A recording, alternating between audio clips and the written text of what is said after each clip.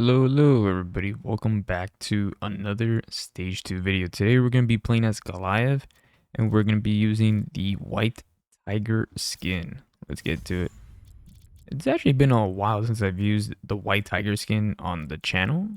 I believe the last time I played with it was maybe like a month ago, 2 months ago. Not really sure, to be honest. Let's go with 2 points in rock throw, 1 in leap, and 1 in fire breath. And then we're going to go with haste, hunger, and we'll go with plated armor. So it looks like we're going to be going up against Quantum Kyra, Cabot, Renegade Abe, and Electro Griffin. Not a bad comp actually, if you think about it. It's that seems pretty good. I mean, the only thing that would change in that comp is maybe swapping out Renegade Abe for like a hide, perhaps. Maybe hide, or since Cabot is the one that's the support, he's gonna be amping up the damage for assault. I don't think that's gonna be much useful for Renegade Abe, since he's more like a damage over time assault rather than a damage up front. So yeah, I would probably swap him out for probably a hide or a Parnell.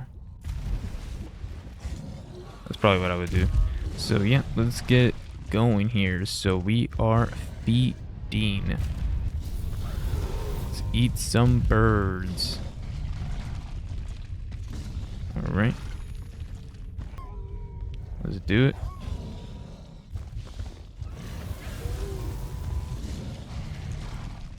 All right, we got the bird there.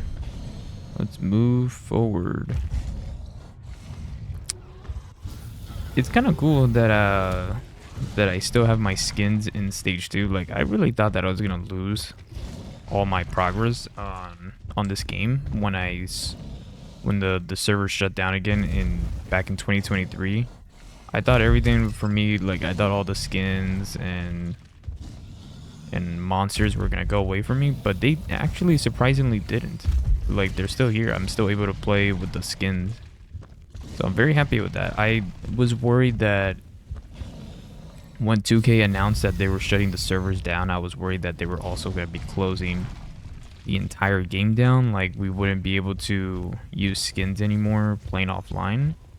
And I thought I was going to have to go back to playing with the default skins again offline, which really made me concerned. It made me very concerned because I did not want to go back to that, but seems like that's not the case. It's currently 2025 and my skins are still playable, so that's a positive in my book. It sucks that some people aren't able to play though. Like I know a couple of people in the server, in the Evolve server right now, that they said that their stage 2 isn't working anymore, like, or not working, like it works but they don't have access to their skins anymore. So it's kind of sucks that some people lost access to their skins and their hunters, but it is what it is, you know. It is, if you do have it though on like on another PC, like if, like, let's say you have a separate PC that has your Evolve files, like your skins and your hunters and everything, like they're still playable on your other PC. You can transfer those files over to your new PC. Like what I did when I built my new PC, I noticed that when I built my new PC and I installed stage 2, all my progress was gone. Like my skins were gone, everything was gone, my hunters. But when I went back on my old PC, that I still had stage 2 installed on, everything was still there, all my skins were still there. So I'm like, it has to be something wrong with my new PC. Maybe I have to transfer some files over. So I went into the server and I asked Schmogmog, a member in our server that knows a lot about Evolve. I asked him if he knew how I can how I can get my skins back on my new PC so I don't have to lose anything. And then he told me to copy over the specific Steam folder and then paste it in like a USB drive, and then just put the USB drive in your new PC and then paste it over the old Steam folder, you know. So that's what I did, and then boom, got all my stuff back. It was pretty simple actually. It's just literally copy and pasting over a Steam folder. Oh, I basically all I had to do was just rewrite one of my Steam folders with my old one, like the new one with the old one that was on my old PC. So it was pretty nice that I was able to do that. So we got them down right here. I can eat some food here. Oof, they took a hit there. I think I'm gonna bail here and get some armor back because I'm currently very low. So I don't want to go through that.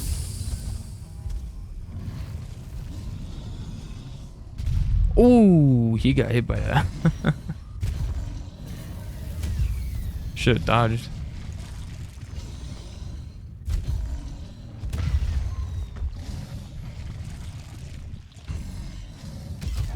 Just gonna evolve right here. Right here. The monster has evolved. Alright, we're gonna go with one in lead, one in charge, and then we're good to go. The relay is vulnerable. Get in range. Alright, so we're gonna move forward here, keep going.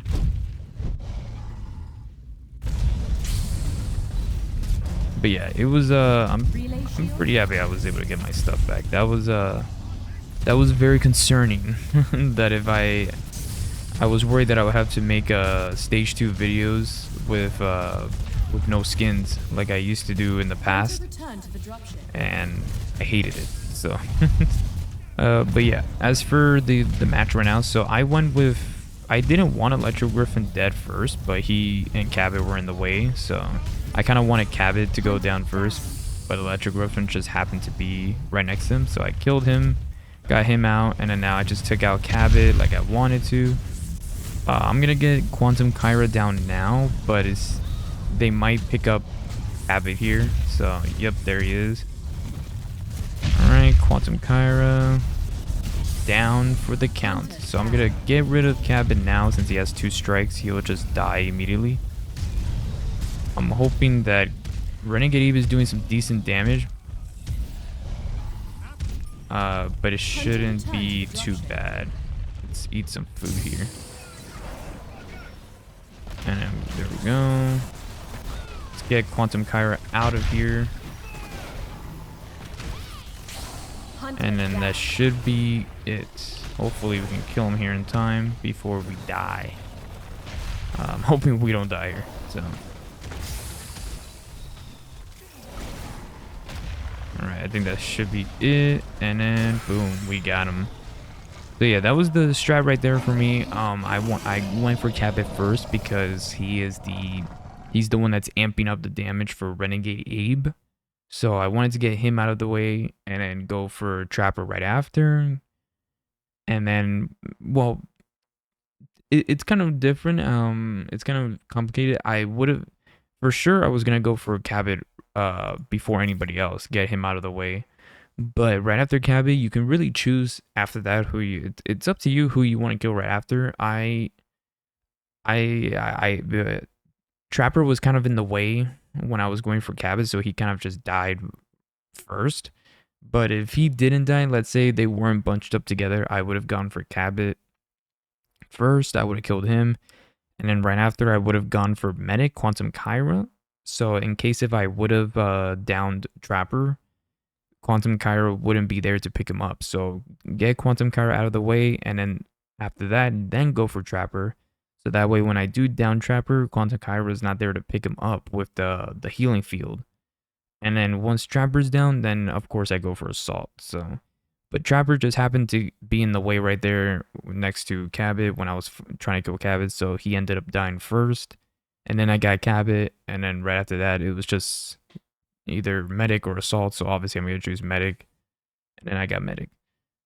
And that's pretty much how I was working right there. Now, when it comes to points and abilities, it's up to you what you choose. I personally put 2 points into Fire Breath because it makes a huge difference in my opinion. Like when it's at level 1, the Fire Breath, it's too short, like the radius. So I put 2 points into it to make it farther That way, in case if I'm a little far from the hunter I'm trying to kill, and I use the fire breath, I know it'll reach them. So because if you have 1 point into it, it's gonna be too short. And I put obviously 2 points into rock throw because 1 point into rock is just not enough. It's too weak. So 2 points into rock minimum. And then after that, I just kind of filled up the rest. 2 points into leap and then 2 into charge. But yeah, that's kind of the way I was playing for that match right there. Again, it really just depends on what comp you're playing against, and like and then you just adjust based on that. Like when your ability choices, your points, they're always gonna change with every comp that you go up against. So like it, like I said, I'm gonna put 2 points into fire breath, but if there was a sunny, for sure I would keep 2 points into fire breath. Like I normally don't always put 2 points into fire breath, but now I'm starting to change it up and do it. If there was a sunny in that comp, for sure I would put two, because when you're going up against sunny and you need to sunny's gonna make you focus on the drone constantly, because if you don't focus the drone is just going to keep shielding the hunters every time you damage them. So you have to destroy the drone. 2 points into fire breath is going to help big time, because let's say the drone is like up on a cliff or something and you can't reach it with 1 point into fire breath. If you had 2 points into fire breath, you can for sure reach it without having to jump close enough to it to break it, manually. You can just shoot your fire and then it'll destroy it from like a distance away, and then you can continue fighting the hunters. If you had 1 point into fire breath, you would have to get really, really close to the drone, basically right up close to it to destroy it. 2 points into fire breath doesn't let that happen. You can literally be a distance away from the drone and you'll still be able to destroy it with your fire breath. So yeah, it all depends on what comp you're playing. You're gonna constantly be adjusting your ability points when you're going up against different comps. So it really all depends on your play style. But that's just how I played it for that round right there. But yeah, guys, that's gonna be it for this video. Hope you guys did enjoy. That was some Evolve Stage 2 2025 gameplay. As always, I will see you guys in the next one. Peace.